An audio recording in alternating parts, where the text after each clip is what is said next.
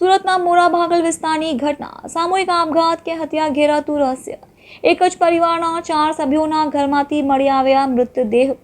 ઘટનાની જાણ થતાં પોલીસ કાફલો ઘટના સ્થળે 3 મહિલા 1 પુરુષ।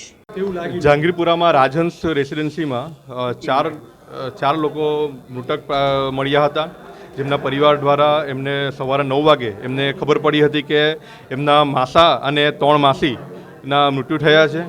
હાલમાં એમણે તરત 108માં ફોન કર્યો હતો અને પોલીસ ડિપાર્ટમેન્ટમાં જાણ કરી હતી। પોલીસ ડિપાર્ટમેન્ટની ટીમ અત્યારે હાલમાં તપાસ કરી રહી છે। એમણે એફએસએલની ટીમને પણ જાણ કરી છે। એફએસએલની ટીમ આવીને તપાસ કરશે કે કઈ રીતે મૃત્યુ થયા છે, પછી ત્યારબાદ આપણે કોઈક કહી શકાય કે કયા કારણે આ મૃત્યુ થયા છે।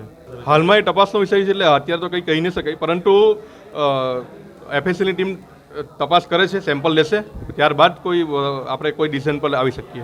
અંદર ગયેલા હતા, કઈ પરિસ્થિતિ ત્યાં દેખાય?